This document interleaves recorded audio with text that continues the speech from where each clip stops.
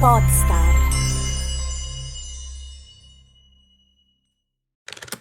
This is not the sound someone learning about coastal resilience would listen.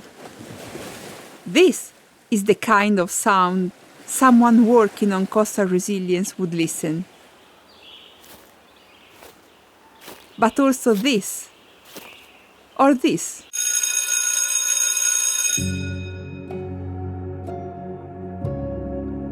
Today, we want to take you away from home and workplaces and travel together around the world. We will explore why education is one of the most powerful tools we have to build resilient coastal futures and how learning can turn knowledge into action. You won't just hear theories, you'll hear the voices of those who are living this learning experience firsthand, an expert who helps shape educational strategies, and 3 students whose journeys has been transformed through the DCC-CR. My name is Federica Orsi, and this is Green Tides, a podcast by the Decade Collaborative Center for Coastal Resilience, about people, science, and ideas that are shaping the future of our coasts.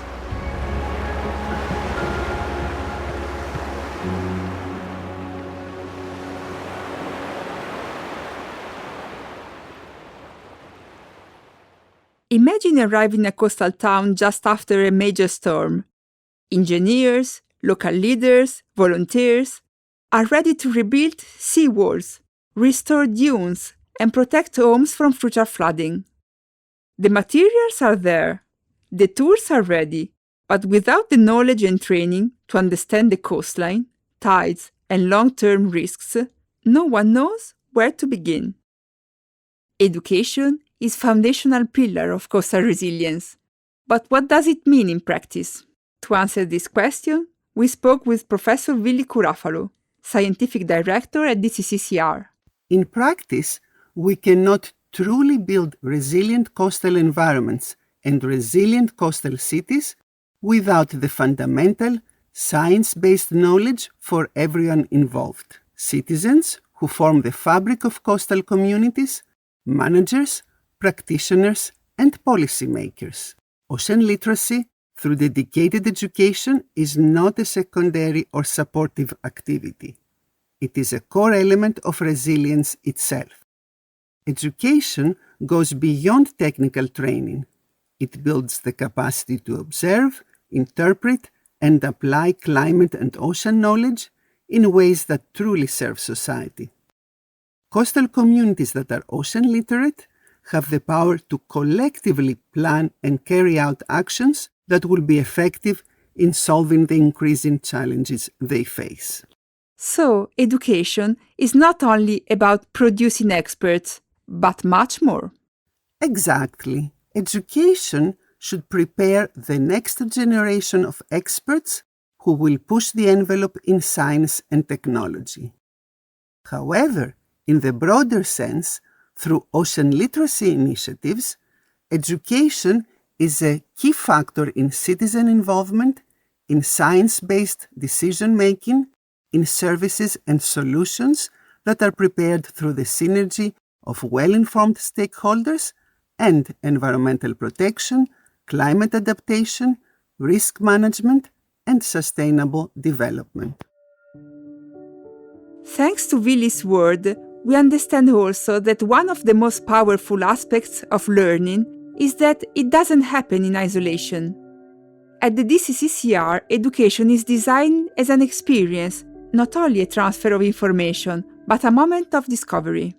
And now, let's hear what 3 students from different parts of the world that were trained by DCC-CR schools have to tell us. How has this experience changed their lives and impacted the coastal communities? Let's go back to 2024, when 500 students applied from all around the world to participate in co-growth. Of those 500, only 25 were selected. One of those was Isadora. Before introducing Isadora, let me tell you what the co-growth course is. It is the first hybrid course organized by DCC-CR in collaboration with the OceanTeacher Global Academy that maintains the e-learning platform of UNESCO IOC for capacity development. Held in early 2025, Co-Growth developed an advanced hybrid course on coastal resilience that adapted an holistic approach for early careers professionals. The program combined 10 weeks online theoretical and practical sessions with an in-person workshop in Italy. And now it's time to meet Isadora. My name is Isadora Timbó. I'm Executive Director of GITEC Brazil. At GITEC, Isadora leads projects on coastal resilience, climate adaptation, and sustainable development. But she's also a voluntary member at the Women's League for the Oceans, where women's leadership is promoted for a more inclusive ocean governance. Her relationship with the ocean goes beyond works and professional commitments. It's something personal, so we asked what coastal resilience means to her. Before Co-Growth, coastal resilience was already a familiar concept to me, both from an academic and a professional perspective. During my studies in oceanography, I built a strong foundation in ocean systems, and through my current work at GITEC, since the last 10 years I've been working at this firm, I've been increasingly engaged with climate resilience in practice. And at the same time, as I mentioned, living in a coastal city like Rio make this topic very tangible. My city is a place that benefits deeply from the ocean, but is also increasingly exposed to its impact. So I already have these broader and more generic views from different aspects of coastal resilience. And what I think the course really did was help me connect these different dimensions. It brought to me a more systemic perspective of coastal resilience, linking science, practice, and people through the cases and the practices that we were introduced to, but also from the tools and the case studies that was present. That was really, really valuable to me. And last but not least, I think the course also reinforced that coastal resilience is still an evolving field with a lot of room to grow and to be more effectively integrated into real world and decision making. So yeah, I already had this knowledge in coastal resilience, but I think the course helped me to put everything together, connecting the aspects, centering the decisions on the communities, the local communities and the people. And it was very interesting how it connects everything. During her experience, Isadora learned something important. Coastal resilience is not an abstract concept, but is a way to produce technology that can help communities. I think the first time this concept really became tangible to me was during some of my early field works with a stronger social focus. I had the opportunity to visit coastal and fishing communities in the coast of Maranhão and Bahia, and being there, listening to the people, talking with them, observing their lives, understanding how they live, and especially the intrinsic relationship they had with the ocean and the coast, and the depth of their knowledge made a lasting impression to me. So I think it was the first time when I really saw the importance and the complexity of this aspect, this thematic of coastal resilience. Co-Growth is a busy, active program, but there is one important picture that comes to her mind when she thinks about it. When I think Co-Growth, a series of images came to my mind. It was a lot of things that happened during the weeks. But I think what really stayed with me from the course, and it's a mosaic of image, was the histories from the colleagues. I remember, for example, participants working with coastal communities in Cuba, where sargassum accumulating on the beach was being reused to produce animal feed, generating extra income for the communities. These exchanges with the colleagues made it very clear to me how coastal resilience is lived differently across regions, but also how much we can learn from each other. To better understand what they are going to tell us, we need to know where they started, what questions they were carrying with them, and why DCC-CR experience mattered. Let's start with Abe Woo. I am Abe Woo, the Deputy Director for Center for Marine and Coastal Studies, University Science Malaysia. When Abe joined the Compass training in the Philippines, he wasn't just attending a course. He was stepping into a region where coastal communities live face to face with typhoon, some surges, and rapid environmental change. For him, coastal resilience was not an abstract academic concept. It was something visible in fishing villages, mangrove forests, and local decision-making meetings. Abe is an ECOP, an early career ocean professional, and he took part in the Compass training organized by DCC-CR in the Philippines. But before we talk about Compass, let's hear about him. I'm involved in biodiversity monitoring, especially at coastal areas of Malaysia and Southeast Asia. My research focuses on looking at the changes of biodiversity in outlook of climate change as well as many challenges to the ocean. The Compass course in the Philippines brought together scientists, early career professionals, and regional experts to work on coastal prediction and services. But this training was different from the others Abe attended before. I am very grateful for the training program provided by Coast Predict, especially Compass in the Philippines. This training program is very different from any other programs that I have attended before, because the training program do not just emphasize on theoretical in classroom. It brought the whole classroom to the site itself, where hands-on experiences are given. These are very important for young researchers like myself to be able to have hands-on experience and do the experiments ourselves, and also at the end of the day be able to learn the skills that is important for observing the coastal areas. Compass is one of the many educational initiatives supported by DCC-CR across different regions of the world, and it's important that such programs are organized in places like Southeast Asia. Training programs such as this is very important to be held in places where climate change as well as changes of the ocean impact the most, especially to the local communities. Bringing training to these local places ensures that the local scientists, especially young scientists, are equipped with essential skills and tools to be able to bring solutions to the community that is having the most challenges in the coastal resilience. We are not just looking at short-term solutions. We are looking at building young researchers so that we can see and we can plan for long-term kind of solution to enable coastal resilience for the community that is most impacted by changes in our ocean. Abe reminds us that coastal resilience is not taught in isolation. It is learned where science meets real coastal risks, and communities are already adapting every day. And now, one last story for today. We meet Esther. My name is Esther Kadiene from the Niger Delta region in Nigeria. I'm a lecturer at Delta State University, Abraka, where I focus my research on aquaculture, marine and environmental biology. Esther completed a traineeship that reinforced her sense of belonging to her homeland. So growing up in one of Nigeria's major oil-producing coastal states, I saw firsthand how pollution affects people's health and livelihoods. These experiences inspired me to try to use science to make a difference.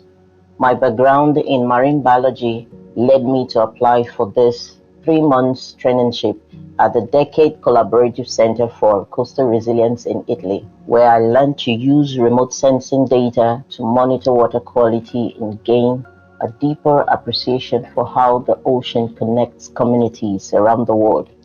She took part in the OceanTeacher Global Academy traineeship, primarily oriented to our coastal system.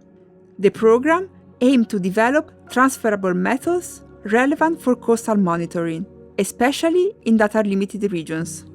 Esther's journey into coastal resilience started with a simple question: how can ocean science make a real difference in people's lives? Now the point is, did she find the answer? When I started, I wondered how ocean science could help people in their daily lives. What I've learned is that it can make a big difference when we turn research into tools that communities can actually use. For example, during the traineeship, We built a step-by-step method to process satellite images and turn them into maps of water quality. These maps can show where waters are safe for fishing or swimming and where action is needed. It taught me that science isn't just about papers. It is about providing information that supports farmers, fishers, and policymakers.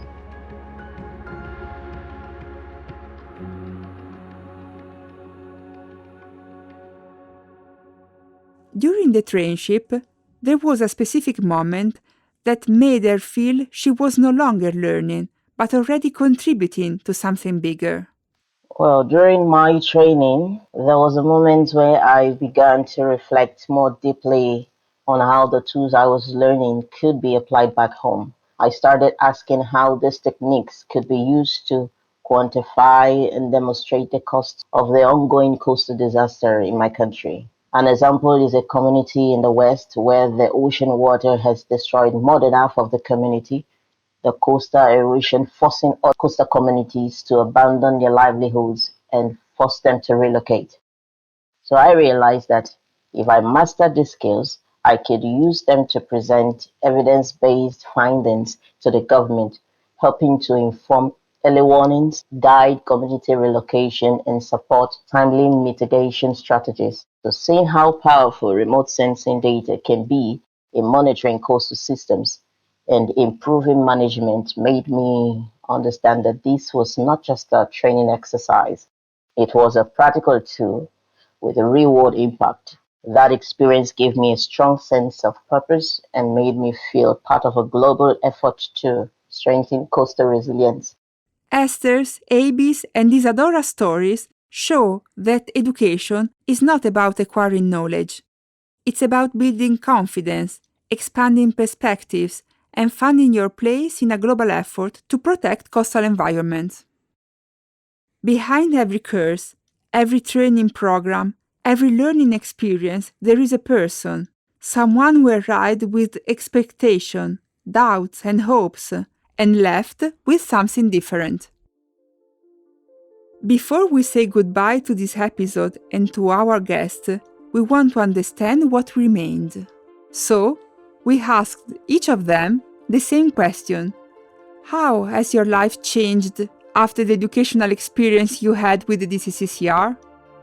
Co-growth for me strengthened both my technical perspective and also my sense of purpose. I think professionally it helped me integrate different dimensions of resilience more effectively, from ecosystem-based approach to finance mechanisms and governance and many other subjects. One of the most important change in my life after going through the educational program provided by the DCC Climate Resilience is that I'm able to conduct advanced studies, especially in my own locality, to also be able to contribute to international data.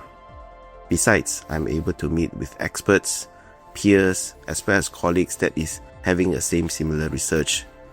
By having a network of researchers, experts from regionally and internationally, we are able to work together towards finding a better solution, a global solution, towards having climate resilience in our coastal areas around the world. I am very glad as well as grateful to the DCC Climate Resilience coming out with educational program that suits as well as targeted towards researchers like me in a region where climate change is the most impacted. The training has been transformative. It sparked a new research interest for me in remote sensing application for both marine and freshwater ecosystems. And I've learned how to use multiple professional software tools within a short time. So it also connected me with mentors and collaborators. Since returning to Nigeria, I have begun integrating these skills and what I have learned in my current research work. And I'm working to strengthen my department's research capacity, train students in this direction in order to support fisheries and pollution monitoring. So this experience has broadened my horizon and given me the confidence that I can contribute to regional policy discussions through my work and pursue international collaboration, all while keeping the needs of the local community at the center. In the end, one last question for Professor Kourafalou, who has been a pioneer in the study of coastal resilience. We want to know about today's education, what it can offer, what it can really do. Education becomes a bridge between science and society. Yes, science in coastal resilience is advancing rapidly, and it can only be useful for solutions catered to society's needs if a dynamic dialogue is established between those who create knowledge and those who face specific challenges and require suitable solutions. Education offers a common language that supports such a dialogue. Scientists can then understand the challenges and the resiliency threats, and society can trust, embrace, and implement the proposed solutions. I should also point out that ocean science is quite young. I grew up in Greece, a country with thousands of years of naval history, a country surrounded by ocean waters and with over 200 inhabited islands. It was only 30 years ago that a dedicated Department of Marine Sciences was established at the Greek university. As a student at the University of Athens, I never had a course related to oceanography. There was simply no such option at the time, but there is now. Fortunately, such gaps have started to diminish all around the world. But there is still a long way to go, and education is indeed the key to bridge ocean science and society. Education is cultural resilience. It shapes how future generations will understand, value, and protect the coast. It is the foundation of any lasting change. If this episode caught your curiosity, there's a simple step to do. Visit the OceanTeacher Global Academy website and explore the course available. If you are looking for learning opportunities in ocean literacy, coastal resilience, and marine conservation, look for DCC-CR on the platform. You don't need a specialist background, just curiosity. Go to the link in the description and discover where learning can take you. Follow our podcast on your favorite app and click on the bell and get a notification every time a new episode is out. Until next time, protect and respect our coastal ocean.